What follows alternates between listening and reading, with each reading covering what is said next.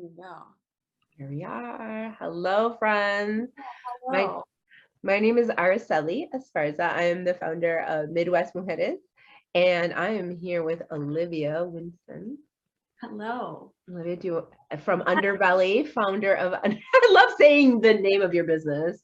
So much joy. That's what we love. Yeah. So my name is Olivia Winston. I am the founder and CEO of Underbelly, now Underbelly Creative. My pronouns are she, her, and I'm so excited to talk with you today to talk about more about your journey, how we got together, and kind of, being a woman-owned business, so. Yeah, we're gonna dive into some stuff. We thought it would be neat. Like they redid my whole website. We did a rebrand. So I'd already had a website for a long time that I had built on my own for many years, like WordPress. And I think the reason too, I think it would be valuable for my followers and your followers too, just to know the process can take so long. And I was talking to Olivia about this. I'm like, let's us get together and like do a little chat video now that everyone's so much about video and less about reading, and find out like this journey of rebranding, setting up an official website, talking to somebody that's an expert versus like what's the difference from like hodgepodging it on your own to having experts, coming in and talking to you about the brand. One thing from my journey with Underbelly, like what attracted me right away was just the bright, vivid colors of your platform, the social justice. Honestly, if I was gonna do my business with somebody, I wanted it to be a woman. I want, obviously you are also co-owned with women of color as well. There's a lot of that in your leadership, but even just through what I saw on Instagram, I'm just like, this is hot. These are the colors that I want. These are the feel, this feminine, aggressive almost feel to it, but like low-key, like totally about social justice, and I wanted that boldness because I felt like up until that time my brand had been very sneaky, like squeaky. Not sneaky but squeaky, and we don't want it squeaky. I mean, we want it to roar. That's a great way of putting it. And we had a really interesting journey to Welcome. My name is Araceli. Thank you for watching my video, and I hope that you follow my YouTube video and get more content on women entrepreneurs, women of color entrepreneurs, and my journey of becoming a founder of Midwest Mujeres. Thank you. Get to kind of branding and design and being a creative agency and website building.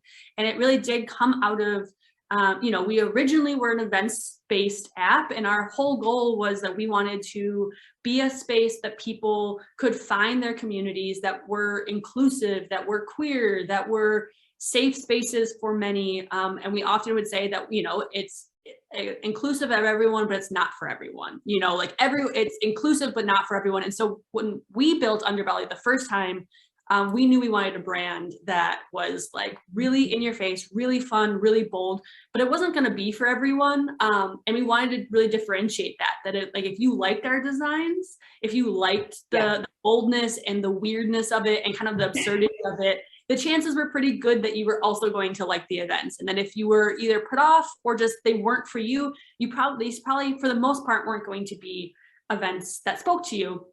And so we really wanted to build that into our brand. And so that was kind of our first foray into, branding and design, and using design really as a way to not only say this, basically to like speak to your people initially. Like if I can't be sitting here telling you what Underbelly is, I want our designs to speak for us. Yes, and they surely did. I mean, for me, they really did. And they spoke about social justice, feminism on a different level, and all of that inclusion, the inclusion in the artists. And you also did a zine. We did. We love zines. We love zines for so many reasons.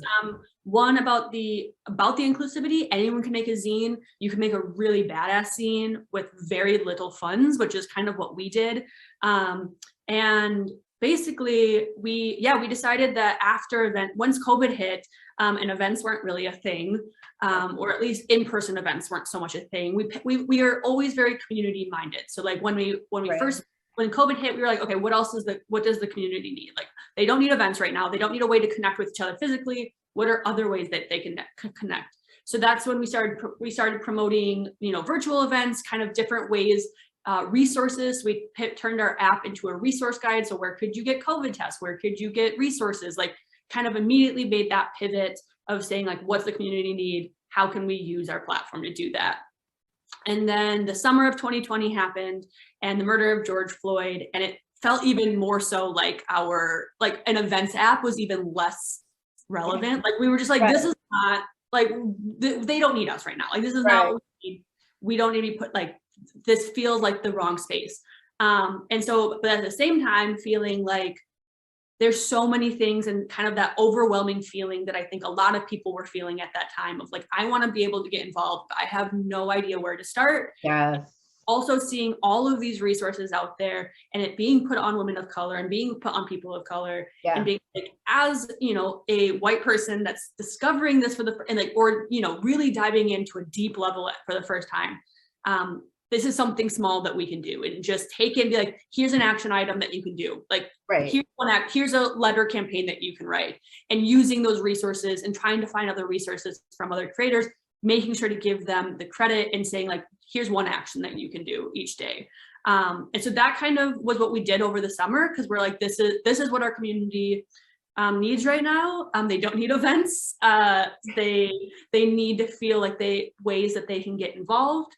And so we were doing that, and that felt wonderful, but also we knew that realistically that wasn't a long-term strategy. Like we were there to be a resource for people for the short term or point them to resources, but long-term, like that wasn't really something that was, we weren't a nonprofit. Like that's not something that we are a for-profit business. But it felt, we're like, this feels right. It was one of those things of like, that feels right. Okay. Yeah. Like a little light bulb, put that to the side. But at the same time, because we did zines, like that is in our wheelhouse, like zine making, like education, providing like, like that very much is in our wheelhouse. We'd always done fundraisers. All of our events before COVID were always fundraisers. Yeah. And so then we decided, we partnered with Simone Lawrence, who's a local Madison-based artist. We paid her to make original custom illustrations, posters for these systemic racism zines that we decided, we're like, you know what, we're already in we want to educate ourselves more about these issues. Let's make some zines that maybe can be a jumping off point for more people. And so we made these systemic racism zines. 100, they're, comes with 5, so it covers 5 different topics, kind of gives broad strokes of like gives an overview of the history, so you can kind of get a base of where these issues kind of stem from, organizations that are on the ground, that are, working to combat these issues, how you can support them, kind of additional resources. So like videos, blogs, movies, documentaries that you can watch to kind of continue your education, as well as a few solutions that, others have put out there, like, hey, here's some things that are combating. So our goal really was like, how can you get a taste of the problem, feel like you can get involved, as well as see like there are solutions that people are already putting forward. And then how can we pay an artist to kind of make a visual representation of that? And then we sold them, and 100% of proceeds go to support Urban Triage to help them continue to their advocacy work. So we really tried to make it the thing that we're good at is design, and connecting with artists and connecting with, how can we be like a connector? And it was really doing that project in addition to like other project that we did, that we're like, we like doing cool shit. Like we like doing these projects that like as a business don't really make sense. Like we make no money on them. But like these are the things that we love to do. And how can we make a business that allows us to continue doing these, continue to do educational zines, continue to do these kind of weird events. And we can do that, but we make money elsewhere that's in a more direct business. And so that's a long way to say that we basically we're like, we know design, we know branding. Like if we've figured out anything, it's like how to brand ourselves, and our whole, it's not just the look and feel, it's what your business does, it's how your business operates, it's who they partner with. And how can we help other small businesses and creators and organizations that are trying to make an impact in the world, and want to do it in a way that feels different. So I think that's the thing we've discovered is with all of our clients, they really span the industries wide. Like if you look at who our clients are, it's quite a range. I definitely thought with our weird branding and our colors and stuff that we were going to get a lot more of like, you know, CBD brands or like fashion brand, like things like that seem like on the edge, like, oh, they want to be an education, but that has not been our clients at all. It's been much more like yourself, who's like a DEI, like, cause you know, like working in these organizations, we work with a startup that is helping to educate people about the benefits cliff and how they can avoid benefits cliff. And so like we work with cities and nonprofits, and the through line has been people work in industries that need some sort of disruption or that often feel either stale or unapproachable. Say that again, that needs some sort of disruption. Yeah. And that is exactly where the social service, like, you know, nonprofit complex or industry, you know, this is a fallback of what ended up happening with George Floyd. I put everybody on their toes of like, excuse me, we're giving you a lot of money to help prevent these type of problems. And why are they consistent and persistent? And so that means that the message, the image, all of it needs to change. All of it needed to change, and all of it still keeps on changing. And I think that's what is attracting, what people are attracted to, especially with the anti-racist and the decolonization. It sounds like the process, you just like really out loud, like put out a process of decolonization through your business, through the art that you were doing, the people that you were supporting and surrounding yourselves with.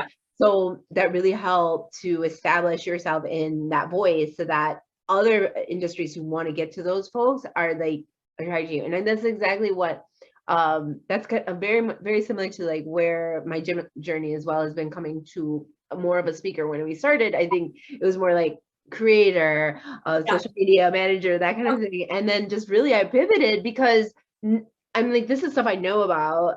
This is stuff I've always lived with. And then just getting the training and just, it was like, boom, boom, boom. But I think what was so valuable to a lot of us who are movement makers and social entrepreneurs is having somebody like you, Olivia, who are like your company, because it's all your companies, not just Olivia, but she has a cadre of folks working with her, either, you know, bilaterally and collaterally. And having that cadre of folks that are going to see your brand and like just know like the essence of it, especially if you're coming from this intersectional space like I am, like Latina mother, middle in her career, you know, emergent, etc. And also into content, also into social justice in a very like organizer way, not in like the top down nonprofit industry way, but just really as a social entrepreneur. So a lot of us are like Nicole and Debbie and working kind of like a nonprofit and kind of realizing, trying to discover where your niche is. And I think that's where Underbelly really brought and honed in on the voice through the art and development of my brand and the brand colors and all of that. And honestly, just once I thought it was, considering how much we've utilized the framework of it, it's been very affordable. Considering how people, if people know, like the people that I've hired for social media, they take your brand and they ended up playing with it like mad crazy. They will take it and just, because now you have this beautiful container. And Olivia, you should see the kind of that. I just recently hired another Midwest Mujeres intern for the semester, and she is just taking your brand like, just like the brand that, not your brand, you know what I mean? The work that you've done, and it's just so, and you think it's just like, no, these are just 4 squares of colors, Olivia, now. And you're like, you really are, you had to hold me into those things, into the container, and I had to really trust that this was like, for me, especially because I am a solopreneur, it's like an investment of a life freaking time. I'm not gonna ever want to do this again. I already had gone from Wisconsin Mujer to Midwest Mujeres, all for more inclusion purposes and giving that regional like zoom, okay, and legitimacy, because I also didn't want to, like you were saying earlier, you just don't want to get pigeonholed into one thing because we don't know. We're playing with this. This is very just like, we're playing with it. And I think that's so beautiful with being a social entrepreneur, is that we get to play with it, different aspects of what has been traditionally considered only in nonprofit world. but no, this is us. This is us for our own people. And this is what, you know, a micro or a smaller business can do. And how we emerge to that next level, I think it really takes the visionary brand experts that can really organize your voice into a visual representation, because honestly, that is what the young, you know, the younger population is going. And one thing I really enjoyed is that you heard that about me, even though I'm a middle-aged Latina woman coming from, you know, Gen X, but I'm really wanting, my brand really does want to speak to millennials and younger than. And that is who we've been attracting, is a lot of older Zers and like customer millennials. And that's exactly what I wanted to do. And it helps legitimize the brand regardless. It didn't matter that my older women are going to be attracted because of me and my voice and the tech skills, but how I get the younger ones is to get the experience and get the mentorship that they need. And that's, you understood that balance better than I did. Like, you understood that if we overshot to a younger audience, it was going to be okay at the end, because the collective, the mentor, and you understood that in colors and in design that I didn't even know we had. So that was very cool. And only now am I seeing those rewards, if that makes sense. So obviously when we're also in the middle of this process, it's a lot of fun. It's a lot. And you're thinking, it's a lot. And like, that's, we're gonna finish this. It's so wonderful to watch, because it is hard. I mean, it's, you know, like when we give over templates, it's been so wonderful to watch you take the templates and play with them in a way that still is within the brand. Like, it's so wonderful. And part of it is like, our goal is to create a brand for you that is so inherently like who you are and as your business, that it's easy to play within those guidelines, because it's you. It's not like, we don't want, the last thing we ever want to do with our clients is to create a brand and them feel like, okay, now I have to be this brand. Our goal is that we create a brand that you're like, oh my gosh, that is me, you know, like that sort of thing. Whereas like, I would never have done that. I would never have created that. But like, somehow you took all of these conversations we had and we're able to make a visual representation of what I'm doing. And it is. And so that's always what we're going. And kind of back to your like, why, you know, the difference of working with like an agency or a professional on building your website versus yourself. You know, obviously slightly biased here, but I think for us, the things that we get to provide is, one, you get a design team. Like, you know, there's something about that of like, you get a design team who this is what we do. Like, we build websites, we create brand, we build logos, we create assets. So you get to tap into our expertise. But also I like to, you know, we ask you questions about your brand that you probably would never ask yourself. No, they do. You really do. You walk you through a journey, and you get to keep that information. Exactly. So that it feeds you later, that information regardless. So no, it's been very useful for me as well when I'm developing, like, say, a new program or anything like that. I already have like this idea because of what I've been taught by you guys. And so yes, and I mean, I did it for many years by myself, and like, honestly, it wasn't until I saw what you were doing. I think it was just really at the time of like, I am done trying to do this like half, and like it just needs to be full blown, instead of everyone kind of giving me this, that, and the other. And because of the pandemic, you know, the recovery of dollars out there, I was able to use that loan, as small as it was, for my business. But it's still, I was like, oh my gosh. And it's funny, I was just talking to another Afro Latina here in Madison. She just started her business, and she's been playing around with it too. And she had kind of the opposite interaction, where she had so much attention didn't have the structure to manage it. So it's like, either way, it's like, if you hit it and you're on your own, you're on your own. Like, right, it takes a lot. And if you haven't hit it and you're on your own, then you're dragging something throughout and never really knowing if it's gonna fly. But test it, even if you're on your own doing it. But obviously you're going to get to that point, and I think you'll know when, right? Like, everybody has their when it's like time to hire out. And just trust it though. And when you're looking for it, put it out there, and you'll find someone like Olivia and Underbelly who understand the intersectionality that your brand is about, the feminism, the social justice, the colors, but also just like the spirit of your own business through their in-depth analysis that I 100%.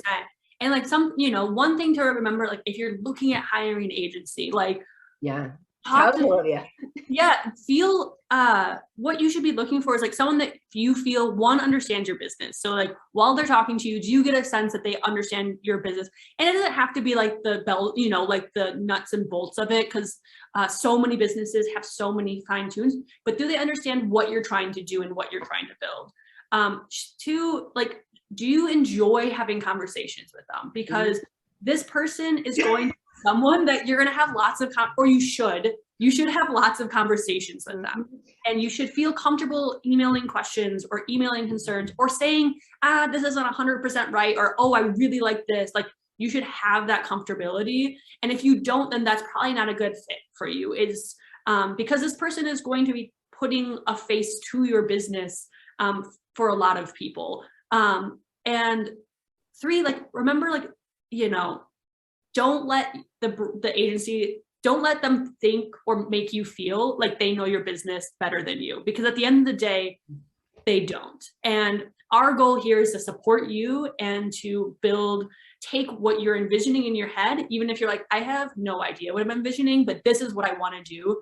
A good agency will be able to take all of the little bits and bobs that you've talked about and put together a really beautiful visual identity that you probably weren't expecting. So that's what I recommend when looking for agencies, is like, not only do your homework of like, do you like their work? Because, you go into a different agency, you're gonna get completely different design work. Like, every agency is gonna have their own little twist. Yeah. Their own way to analyze you too. Exactly. There's going to be so many different solutions to your business and your business identity. So make sure you like their work. That's like number one. But then also that you like them. You're going to be working a lot with them. And that if you're not comfortable talking to them or telling them how you feel or giving back feedback or criticism, there's lots of us out here. So keep on searching.